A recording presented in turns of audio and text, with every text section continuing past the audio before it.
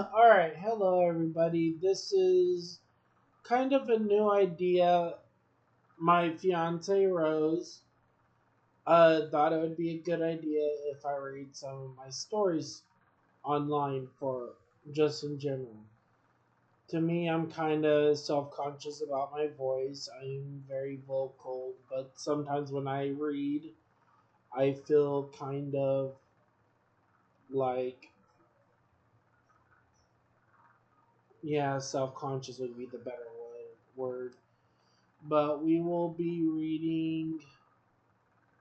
Um, I did have it somewhere. Where the fuck did I put it? It is the. Is it the personal thoughts one? I forgot. I had it somewhere.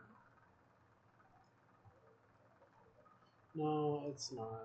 I've been looking through different story types so I can kind of put them down in my thoughts and all that. But we will go with.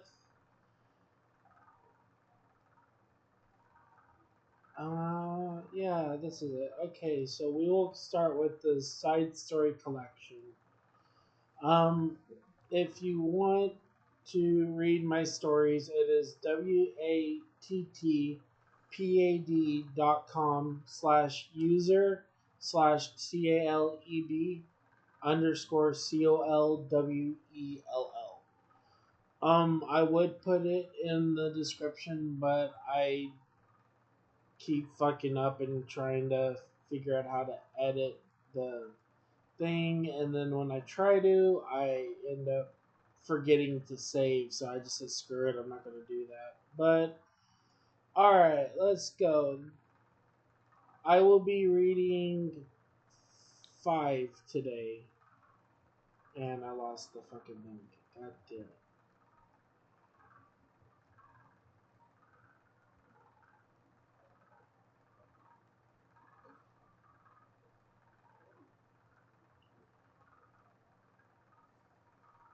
Sorry, I'm still a little tired. I stayed up too late, and it's just, yeah, here it is. It is the mental state. Alright, here we go. The death, the death I feel inside, part 1. What are you talking about? Rose yells out as she sighs. You cannot say we know for a fact. I scream back at her. I want to have a baby. I yell again, hitting the wall.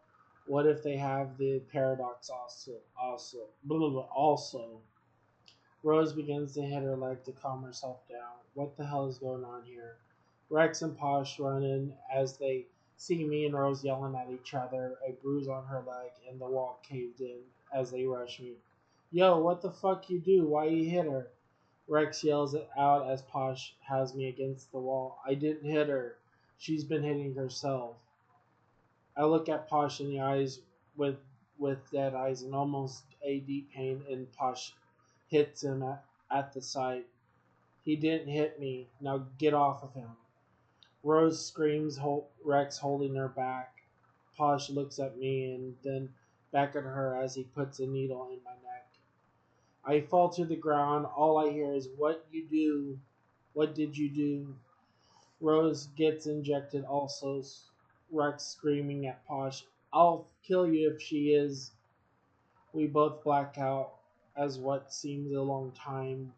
Well, a long while, but I feel a deep pain as I woke up, seeing Rose still crying in her sleep as I reach out to her, crying myself, rubbing her head as I fall out of the bed, noticing I'm chained up on it.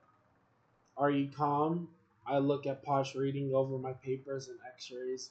So what is wrong? Posh says quietly. None of your business. I mean, you're the closest one to being a brother to me next to Game Boy, but it's something between me and her. Posh just nod. You hurt her, I'll kill you, Posh says, unchaining me as I rush to Rose's side and stroke her hair as she wakes up. I'm sorry, she says, crying to me as I shush her.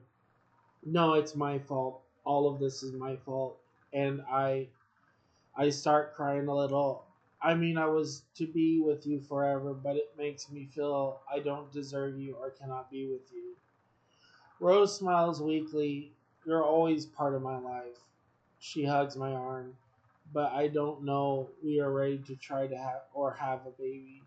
She looks down. We're not even married either, she says quietly. And what about the paradox being moved to them? She starts to tear up. The paradox would most likely if we had connected to me and only me. As I think, well, even if even if it is, we can train them and help them become used to it. I get lost in thought. If they do, we would still love them. Rose just smiles, but it's still a fear. As I get out of thought. If you find a way, and if you find a way to help them, what if they die or see them die from it? You can't help them. I look at her and I feel a deep fit in rage as my body begins to resonate with energy. You think I'm weak? Is that why? I push off of her. Caleb, you're turning as she shivers. You said the corruption is under control as I scream out. Everyone thinks I'm weak. Even the corruption even shows that. I slap Rose in the face, cutting her as I look wide eyed and dead inside. My eyes completely dead. I'm sorry, I need to die. As I teleport away from her, I hear her. I still love you though. I teleport to the transfer void where all the corruption came from. I am always alone. I drop to my knees looking at the things corrupting. I'm always alone. Stand alone. I scream out, why can't I live? Just let me die. I completely black out. Something inside me hurts my gut as I hear everyone. You got this, okay? I hear a voice as I am completely in the daze. I see a figure appear out of the darkness. So you awake or not? I feel a hand over my chest. You just gotta keep fighting to protect everyone. The voice chuckles. Well, maybe start by protecting yourself. I wake up and see an old man in some sort of cabin. As he sees me, I ready my sword. No need to be hostile. You know who I am. I shake my head. George, so you were in the transfer void? He just chuckles. No, you dropped out. You dropped out and out. You dropped out in a half while when I guess you were unconscious. I look at my body, seeing I'm in leather robes. Yeah, your body was corrupted. I had to get rid of your armor, so I gave you clothes of a soldier I was in company with as he laughs. So how is my granddaughter? My stomach drops. Bad, I guess. Looking at you, he turns to me from the fire. No matter what, she still loves you. I just nod, trying to hold my emotions. I hurt her. I whispered. I attacked her as I cried. My existence hurts all around me. He just shakes his head. You know the story where I protected and cared for my petals? He sighs, Grandpa George, as Petals runs in. Oh, the man is awake. She coos as she runs to me with a basket. I was going to give them to Grandpa, but you need some because you're sad. As I just chuckles, so you're Petals. Rosa talks a lot about you with Grandpa George. She nods and smiles. Grandpa George is strong. He had to fight a big monster. When he defeated it, it dropped you. It dropped you. As she says that, my stomach. Oh god, I hate when it does that. Oh, here it is. Oh yeah, that's it. It's supposed to be my stomach drop. I don't know why the autocorrect for this fucking website always edits my shit wrongly. Because it'll be like, I write it down and then it'll just straight up drop.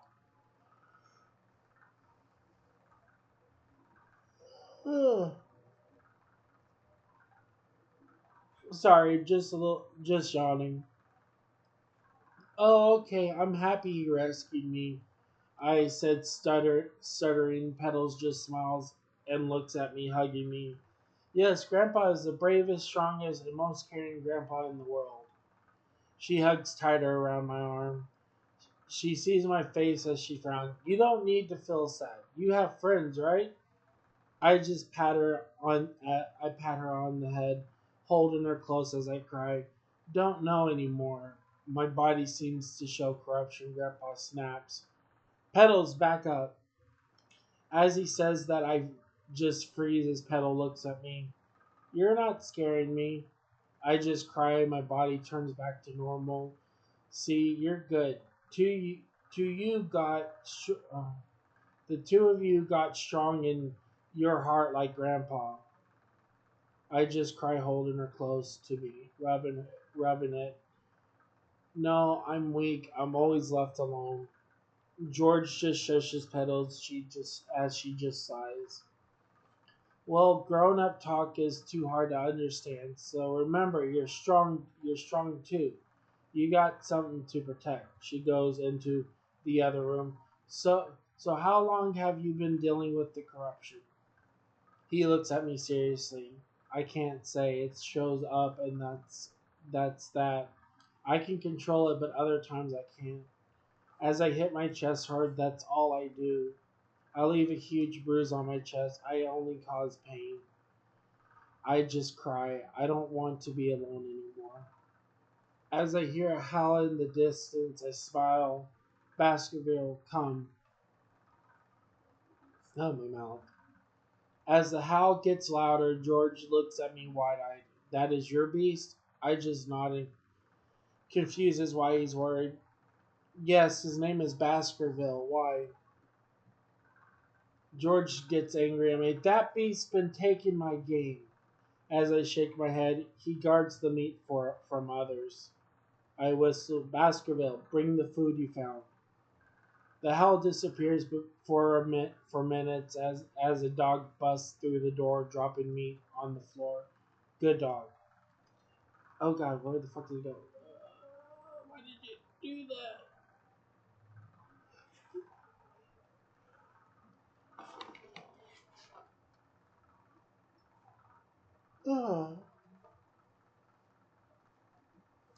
A lot more yawning than I was expecting. Dropping meat on the floor. Good dog. As I pet him. Who is best boy? You are best boy. As Baskerville wags his tail and pants. You want some food also? As I look at George. Can we have a piece of pig? George just sighs, nodding. Next time the beast takes my game, he'll regret it. Baskerville goes up to him and lays at his feet. I smile at, feeling something in my chest echo out. I love you still. Now this is the fun part. Maybe it's 1323. It might be 1566 or 65 or 1525 or at least 16 minutes. 16 seconds into the 60 blah blah blah blah blah 16 uh minute end where it says the minute mark. Okay, fuck you. Warning, warning, warning. Oh yeah, this is a sneak peek of what happens in the paradox books. So read with caution and read if you want to spoil it. I forgot about this. Uh since this is kind of a little bit longer than I expected, I thought this was the warning about the other stuff. We will not read this part if it's a spoiler.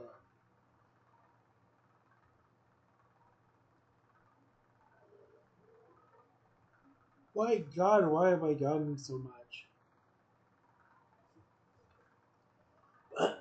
So for the corruption, how is it still there when the paradox was destroyed? George speaks sternly. I can't explain it. We stopped the paradox, but somehow it's still there. I put my hand to my chest as I get up. I need to go. As I walk to the door and open it. Why are you leaving? Petal says softly as I turn to her. I'll be back later on. I kneel to her and rub her head. Okay? She squeaks in. and I walk out the door. As I close it, I hear an echo of a voice, though I still love you. As I close my eyes, you shouldn't know shouldn't no one should. Since some of the irony makes me smile. Someone willing to literally go to hell to save me. I teleport back from the corruption side of the transfer void. All I see is a huge beast standing in front of me. So little meat found its way here. It chuckles as I grab him with his hands. Grabs me with his hands. So you're a human. Good. You'll taste good. I glow with energy. You got 3 seconds to let go of me. I say with my eyes closed. Well, let's see if you can close your mouth. It laughs, trying to crush me. Time's up. I open my eyes, my body completely transformed by the corruption. You know well to fear me, my creation, as I slice the beast's finger with my hands. Now beg for your life like a good dog. It growls. Such a fool, you think that scares me? I just chuckle. A good dog obeys their master. I slash its head. So how does a dog beg as I scream out in pain? How does a human have this our power? I just smile. Like I said, you're my creation, and I'm the one who made this existence. I slash off its head. As I walk further down, I see creatures and shadows run from me. I walk to what seems to be a throne room. I just chuckle. So I guess I'm worthy one to lay with my demons. I close my eyes. I just shake my head, smiling. So where is my entertainment as I sit on the throne? Come all of you now. My voice booms in the room. Creatures and shadows cloud the room. What are you human to call us out? As one of the creatures lunges me, I slash it midair while sitting. Like I said multiple times, I am your creator. I wave my hands multiple creatures are disintegrated into dust. As the creatures ring out, go find our king food. I just smile as the corruption to my body is more and more. What seems hours, I eat and watch hall of creatures killing each other because I said so. They're my entertainment. Caleb, we why did it fucking reverse it? We found Caleb. I don't know why it did that again. I don't understand why it doesn't autocorrect when I'm done typing. As Rose just pauses, almost in a gasp, what have you done? I look at Rose. Get away from me. I'm a monster and only monsters are alone. No, you need to stop. As a creature hisses at her and lunges, I scream out and cut the creature in half. She is my queen and no one hurts my queen. I wave my hand, destroying more creatures. They're not fun anyways. Nosh, Brittany, and Samoa come in, seeing me fully corrupted. What are you? As Samoa speaks out, I am a monster, a demon, a evil creature. As I just get up from my throne, prove me wrong that I'm not. As Rose wraps around my body, you're not a monster. You are caring and loving, and you're happy to be with us when you're with us. She cries. You always talk about dying, and you stop because you know everyone cares. I just close my eyes, continuing. You and me got in an argument from our fears, but I love you. She begins to cry. You help the people in realities. She hugs me tired as me and as she hugs me tiredly. You said the song Amber Journey. Nosh and the others get ready in case of an attack as my face gets angry. Though I may be weary and battered, bodies in tatters.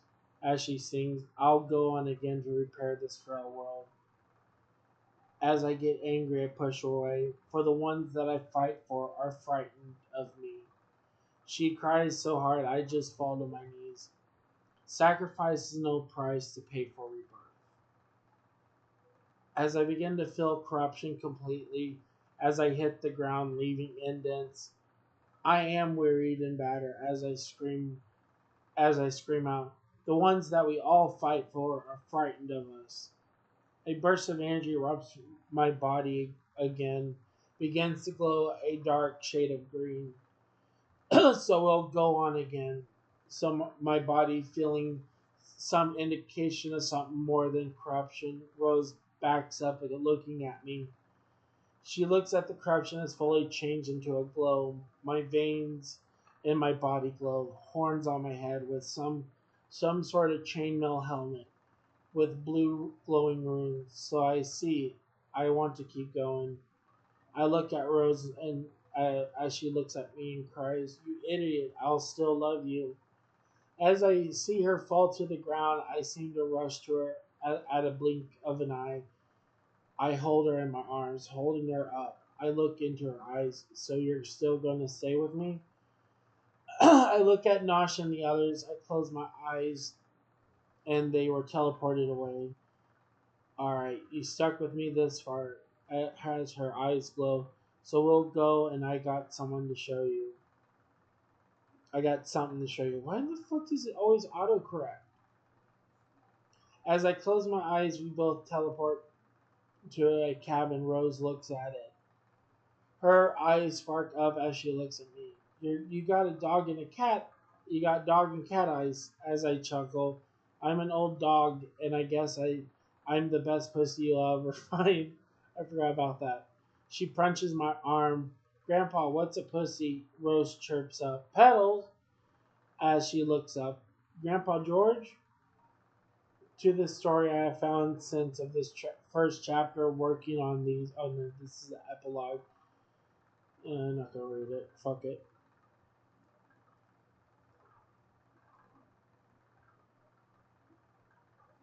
Alright.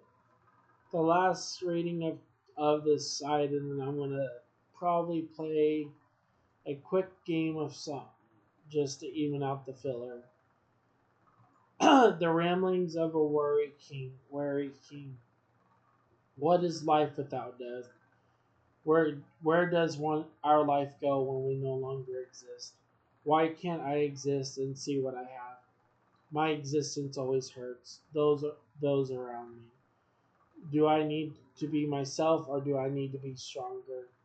Where is my strength for myself? I can't smile unless I see others smile. So why can I not smile for myself? The words that correlate in my head correlate in my head daily, whether they're worth it or not. I create a story that neither pertains in my existence, my creation. This is me, and it's all of me. Where does a king on his throne look up upon his subjects weary and battered? His head hangs low upon his crown, his body too weary to sit up, his crown heavy to hold. Why does the strong need to be strong for others? Where does our motto saying, "Can you hold me, but not judge me for being weak?" Where are our moments of glory, fighting the battles upon the evil and the good? There, but they were there. We are it's evil and good, and where is good and evil, as it all is perspective. The king leads his troops to battle, showing golden steed and armor brighter than the sun, showing the evil in the world that they are not afraid. Their chants showing evil that good will prevail. Yet the king wears his heavy crown, showing no weakness, because if he does, the evil has triumphed. But the evil didn't they have family? Didn't they have a life? Didn't they love and hope and believe in what they're doing is good? How does one choose that the battle of good and evil correlates with each other? May the king live on, his brow too weary to see, his crown too heavy to hold, looking at his subjects with love, with hope the king stands and booms with justice, perseverance in every form. My subjects, where does your smiles go upon entering my presence? He says with a smile on his face, he must know, not show weakness, his head holding high, His subjects smile as he claps his hand. Let us eat. We have done our duties of the day. He boasts and brags. Subjects still frown. The king still holding a smile, holding himself up. Worry the king that his subjects worry for him. Batter the king that his subjects will hold him up. Good of the king, so we where is his justice? Where is the moment that someone holds him? Doesn't he have to be strong? Doesn't he have to be happy? Where is love for him that he wishes not? The king smiles, the king dons his best. The king smiles, the king dons his best clothes. The king ever weary, ever battered, ever broken and hurt. He loves the subjects and will do them justice. So he is just a man standing proud on his throne, willing to throw his body to save those subjects, save those weary souls, save the weak, the hurt, and the downtrodden. Does he hold his best? Do not frown, my subjects, I am good. As he seems to boast and don his best clothes, smiling to those all, playing with children, not knowing the king is sad. Why do you frown, but tell us to smile? Children ask around him as they climb and swing from his arms, being hold on his shoulders. Because I must be strong for those who are not. He speaks softly. The children just hang and smile. But you don't need to be. As the king just smiles and nods, I do need to be to lead my people and see that they smile makes me strong. The children, not understanding these words, reply with innocence and wonder, we will smile for you then. How does a king pertain to this? What is his words when children say they will smile for him? He grows no longer heavy upon his head. The cloth's back to glowing brighter than the sun. He finds resolution and happiness knowing he does not have to go alone. These children, these subjects, these people, ever so loyal, and just like that, are willing to hold the king up in his most weakness. He is just strong, allowing others to help. The king looking to the room, smiling for him. They laugh for him. He is not alone. He is not weak. As the king smiles not for others but for himself, finding hoping he is not alone. What sickening feeling enters his body, in his throat, in his stomach? The notion of hope, of happiness, of strength. How does one feel these words build into their soul? How does one justify justification of their weaknesses? Why does one need to be strong for others? Are we not just as a king, just as a queen, ever so battered, ever so weary, ever so battered?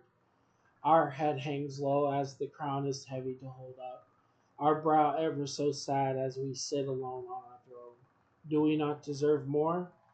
The answer I see is sickening as the king's realizing he is not alone. The answer we ask ourselves, I ask myself, you ask yourself. We deserve more than holding in our sadness. We deserve more that we are never alone. How do we see that? How do we want that? How do we need that? Love conquers all, hope moves mountains, but beliefs change the world. Shatters evil, shatters good. For every evil and every good are just for evil and good are just perspective. We are all evil, we are all good. No one is perfect. So how do we expect ourselves to be perfect? As a king ever so weary, ever so battered, lives in darkness of itself, loathing self-hatred. I found someone willing to hold me at nights, lift my weary head when my crown is so heavy. The people I awake to when we are together. The people I argue with over trivial matters. The person I see smile when I am around. So I believe I do not deserve a lot, but I do know this deep in my heart and my soul. I am no longer alone. My subjects smile because I smile for myself. My subjects are happy because I am happy for myself. As said before, love conquers all. Hope moves mountains. Beliefs change the world. I believe I'm no longer alone. I believe I spend my time with those I treasure. I am not a king. I am equal to those who care for me. I am equal to those I care for them. I will go to the ends of the world. I will go hell and back. I'll go on again and repair this frail world. So I lay my crown on its throne. I hold it up to the world. The world willing to burden my weary head. Too heavy to hold my too heavy to hold my crown. The world willing to smile with me. The world to laugh with me. The end.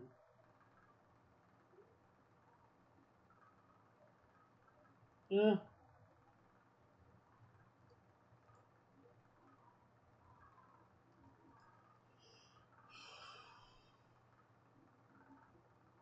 It's funny that I wrote this with the belief that people cared. I had a few friends that I deemed family, but they threw that away. They threw all of that away in their own hate. When push came to shove, like always, people left.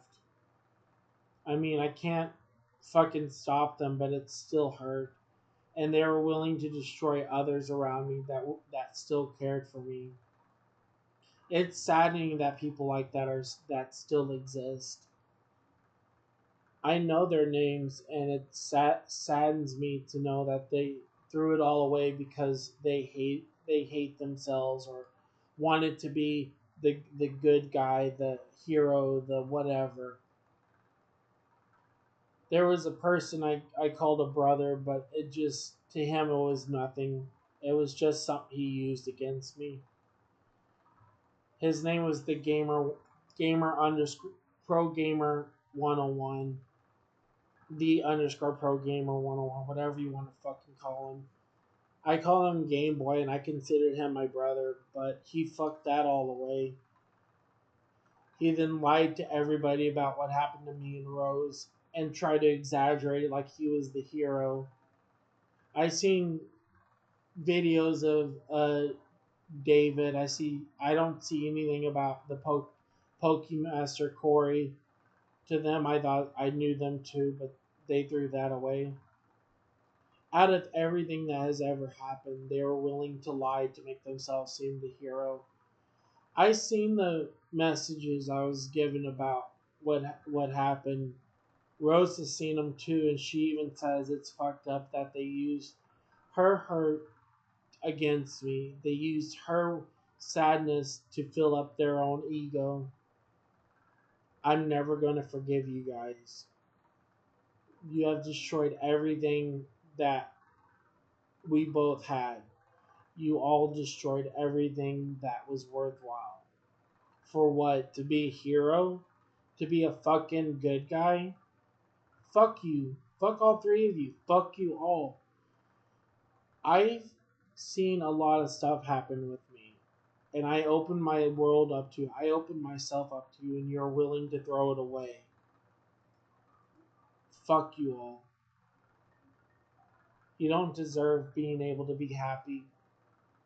Why would you? And it so with that, I'm not uploading this stream. I'm gonna make this a recording because I'm tired of of people like you destroying other people's lives for hatred, for self stroking egos. What do you have that's so important that you need to destroy others, to hurt others, and to be the hero, the white knight, the justice that destroys evil? Fuck you and fuck everything that you have. For me, I'm not gonna hope you hurt, but I will say this. Destroying people's lives because you feel like you're the good guy, you're nothing but a villain, and you know that. And that's why it scares you that I stick up for everybody else. The people that stayed with me were more happy to take the blunt of the fire that you guys threw on me because you all fucking sick, egotistical bitches. See you later. That's it.